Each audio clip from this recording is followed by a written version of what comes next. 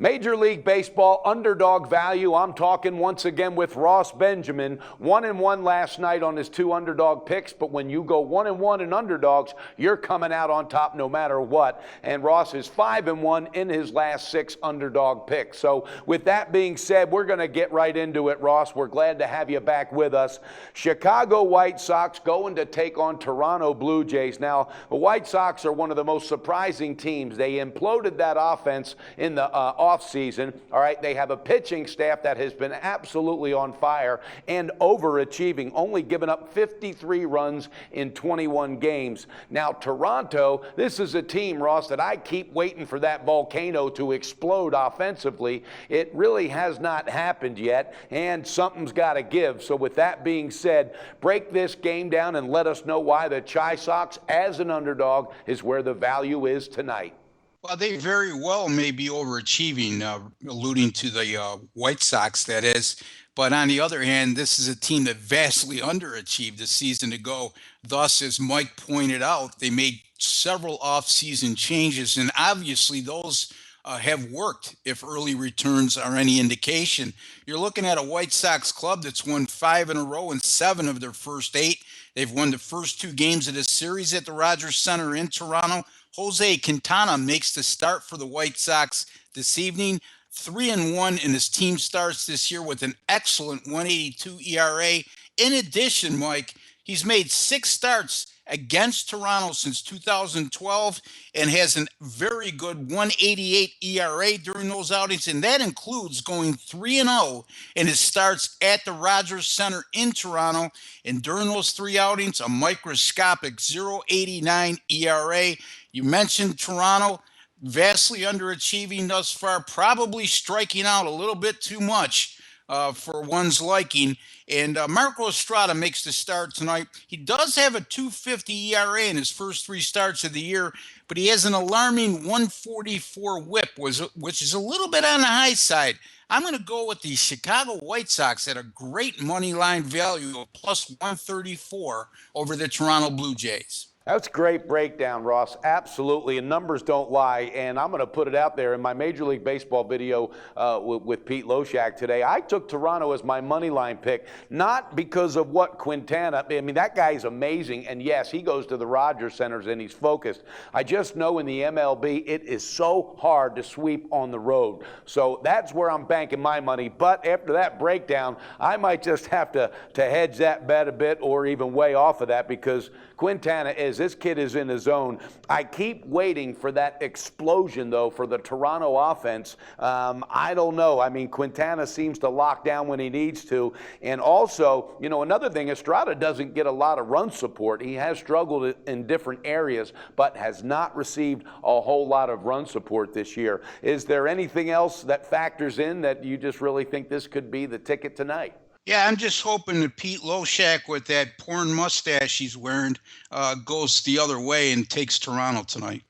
I like it. Hopefully that won't jinx you. And yeah, we've had quite the comment about his 1970s type mustache there, and I think it's been all in good fun. All right, with that being said, the second one is the Cleveland Indians, okay? They're going to take on a Minnesota team that's got to be scratching their heads, wondering what's going on. Minnesota's bringing up Jose Barrios from AAA.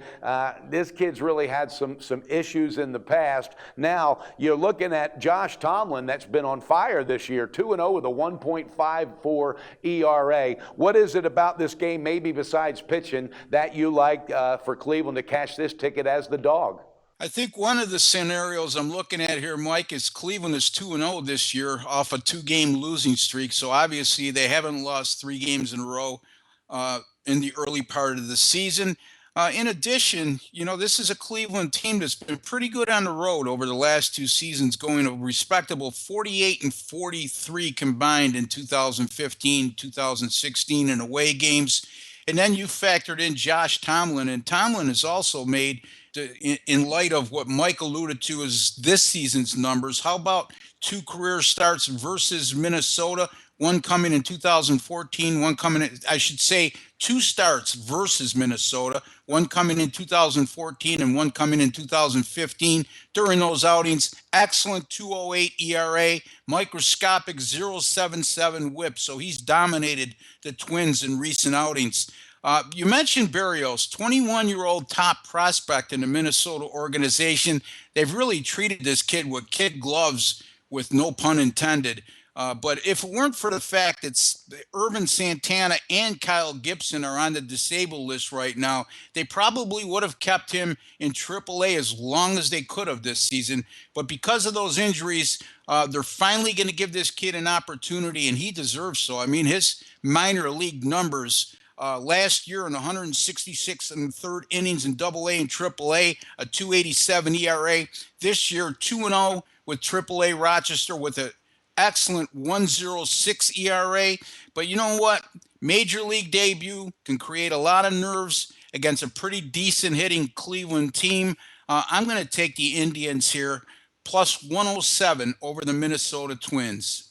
Yeah, I like that as well because, you know, Brantley is back in the lineup. Although he went 0 for 4 yesterday, it was his first game back, and, you know, he's going to get the rust off. I look for him today to be explosive. And also, another thing, I'd be remiss if I didn't mention it. Yesterday, Cleveland had 3 home runs, so the power's there. They wasted 3 home runs in that loss. But, again, I really like what you say about Minnesota, the inferior team, all right, at home going for a sweep. That's got to be tough because Minnesota is not, you know, psychologically have any edge on anybody as of yet. That's a rebuilding team. So I think Terry Francona is going to have his guys ready. And I also think that now they'll be 3-0 after coming off a 2-game losing streak. What's the best shop line, Ross, for both the Chi Sox and Cleveland for our viewers tonight? Well, I'm seeing Cleveland plus 107, and I believe that is at Bookmaker. And also the Chicago White Sox plus 134. You could find that at ABC Islands.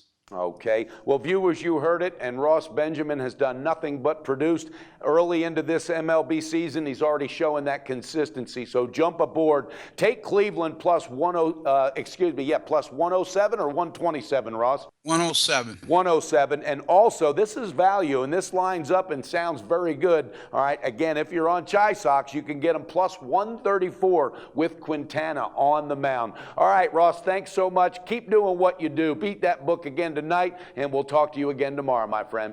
I look forward to it, Mike. Thank you for having me.